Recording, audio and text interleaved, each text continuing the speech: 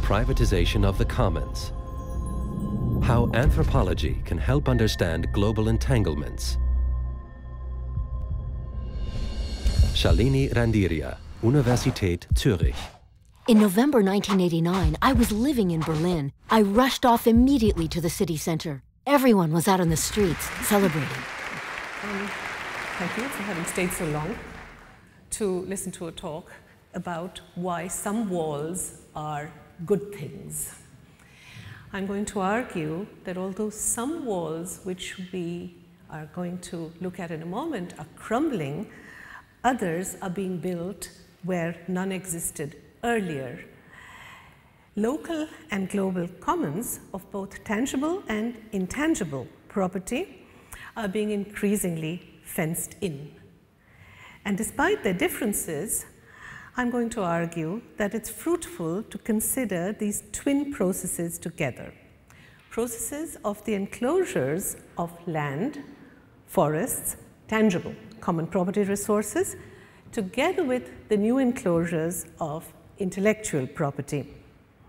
For we are in the midst of these intertwined processes of enclosures, which are not, as some people make them out to be, historical in a chronological sequence, first the enclosures of land and today the enclosures of intellectual commons, but are taking place in countries outside of Euro-America, both at the same time.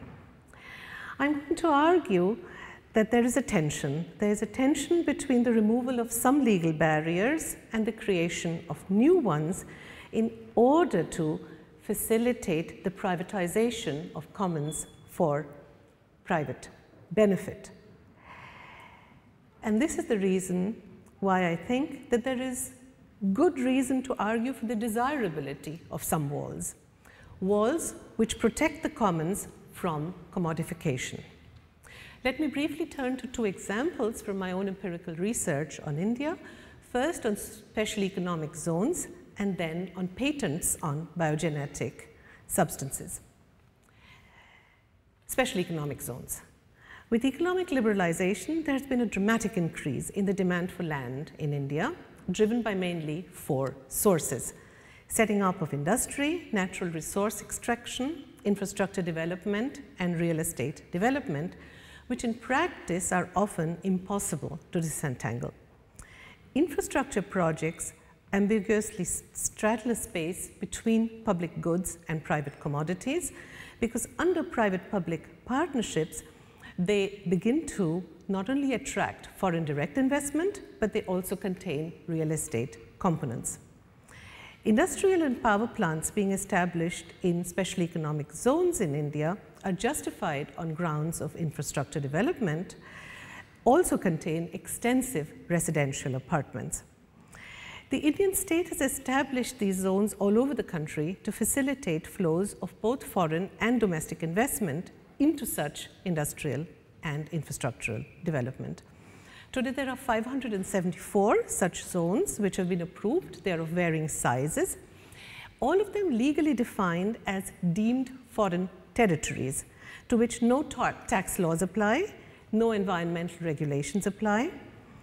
Administrative clearance procedures have been simplified, labor laws are held in abeyance.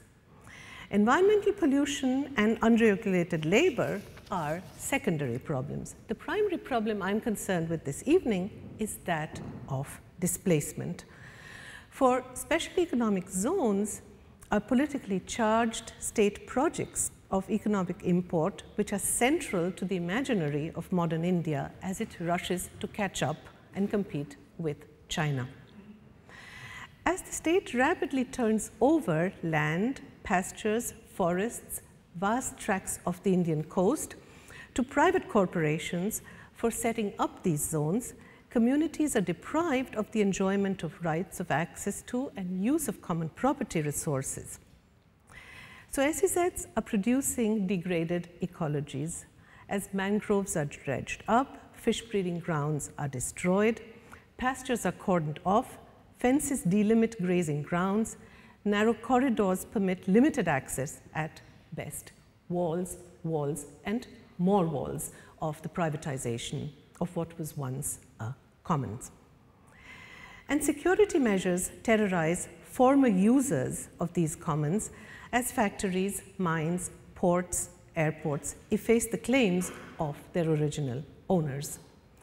This kind and extent of ruination is carefully planned and carried out using both laws of colonial origin, in this particular case, the Colonial Land Acquisition Act introduced by the British in 1894 into India, which the post-colonial state has used to expropriate and to dislocate millions of its citizens, but also by enacting new economic policies.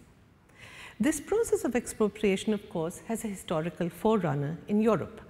Between the 15th and the 19th centuries, in England, Ireland, and Scotland, vast tracts of the countryside were fenced in, converting common land to private property of single large landowners. Then as now, enclosures were justified in economic terms as preventing the waste of commonly held land that could be utilized for maximum economic returns and as providing incentives for large-scale investments. Then, as now, this enclosure movement caused forced displacement, social dislocation, disrupted livelihoods, increased disparities, and an enormous concentration of wealth and power. Polanyi famously termed British enclosures as a revolution of the rich against the poor. The scale of this revolution of the rich against the poor has been gigantic in post-independent India. Mining alone has displaced 2.6 million people between 1950 and 1991, of whom about half are indigenous people. By a highly conservative official estimate, more than 30 million Indians have been forcibly evicted to make room for dams, roads, railways, power plants, public purpose projects, in short, over the past 50 years. Add to this, since 1990, the millions who have been displaced as private industry has now been defined by Indian courts to constitute public purpose. The detrimental environmental and social effects of such disruption of lives and of livelihoods are felt by 700 million Indians dependent on the rural economy. Thus, no surprise that issues of environmental justice are inextricably linked to those of social justice, as the courts in India have become increasingly embroiled in controversies about the legality of acquisition, about the right to compensation, and about the environmental sustainability and social impact of social economic zones. David Harvey has described the current enclosures of the commons worldwide as a process of accumulation through dispossession. Accumulation through dispossession in order to highlight the fact that capitalist accumulation today is increasingly external to the process of production.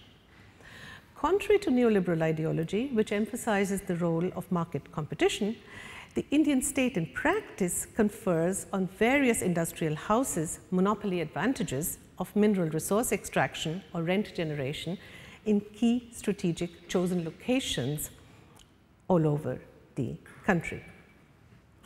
My research has focused on the everyday functioning of the law. So I have argued that these are not zones of exception, but zones in which state law functions, but functions in a very particular way. But my research has also functioned on the judicialization of politics, on the challenges mounted by those expropriated using the law, using courts of law, not only to render the state accountable, but to press for justice against the multinational corporations and Indian corporations primarily who are dispossessing them.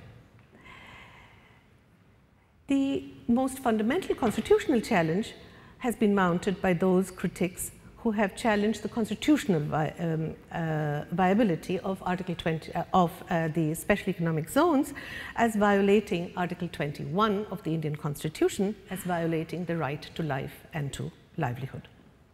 Let me turn to my second example. The second movement of enclosures today concerns those created by the granting of patents on biogenetic resources. patents which blurred the boundary between material and immaterial, between tangible and intangible property. These are patents held, for example, by powerful American corporations on the seeds of the basmati rice, which most of you may be eating, no longer probably as basmati, but often as texamati rice because it's being manufactured in Texas by an American corporation, or from oil from the seeds of the neem tree, products and processes which American corporations, backed by the US Department of Agriculture, claim to be their own intellectual property. A patent confers a sole legal right over an original invention or design, over its application, its replication, its dissemination, use and sale, granted for a fixed period of time. There has been an enormous expansion of late in the domain of intellectual property, in spheres of knowledge over which patents may extend, in materials over which ownership may legitimately be claimed. Can an American corporation, for example, claim to have invented the basmati rice? Has been a question exercising the courts. In the laws that govern the ownership of patents and in the benefits that accrue from them. James Bowles has called this process of new state-created property rights the second enclosure movement, the enclosure of the intangible commons of the mind. By conflating the legal distinction between natural organisms and man-made artifacts, biotechnologies pose new challenges for law just as they generate new objects for regulation. They also raise complex legal, ethical, and philosophical questions that touch the very texture of life, of our existence. But patents have a long imperial genealogy that points to the longevity of structures of dominance, as Vandana Shiva has argued in her eloquent critique of both biopiracy and of intellectual colonialism. Critiques have focused on the dangers to biodiversity when common heritage is converted into industrially produced commodities. There is an equal danger, they point out, to food sovereignty, as primary producers of seeds are turned into consumers of multinational corporations. Products, the spate of farmers' suicides in India has gone into hundreds and thousands of farmers committing suicide due to destitution. The new patent regime, these critiques point out, allows the West to kick away the very ladder which it climbed on its own way to economic prosperity. These critics of intellectual property in India are actually in good German company. The Congress Deutsche Volkswirte, held in 1863 in Dresden, adopted a resolution against the granting even of industrial patents. And it said in the resolution, I quote, "Considering that patents hinder rather than further the progress of inventions, the Congress resolves that patents on inventions are injurious to common welfare." Unquote. The main arguments against patents historically were framed in the language of free trade. Objections against monopoly, which would create scarcity, inflate prices, and diminish quality. Then as now, reservations were also expressed about the justice of granting exclusive rights and claims to ideas built upon incrementally. More specifically, patents in biogenetic resources allowed the entry of the market into areas hitherto outside its reach by blurring the very distinction between what is nature-given and what is man-made. A wall is breached, the wall around life, in order to permit its patentability, but only in order to erect a new wall of exclusion. For patents permit the monopolization of value that accumulates around objects and ideas, processes and designs, which have been the collective traditional knowledge of agrarian communities. Thus, these kinds of patents dispossess doubly. They appropriate knowledge that was in the public domain, often using public funding, and commercialize it for private gain. I'm almost tempted to go on so that we can see you juggle, but if you'll give me 1 minute, I'll conclude. The kinds of processes I have been looking at are processes of impoverishment, processes in which the state is an active agent, an active actor in laying people's lives waste in certain places and at certain times. Anthropology has had a role in studying this displacement and this dispossession by showing how connections matter, how our lives here are entangled with those in remote processes, in remote places, in the hope that we can at least broaden our moral compass. Thank you very much.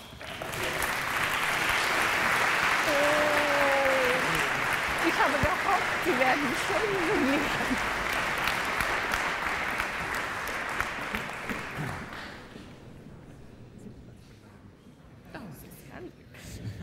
Vielen Dank.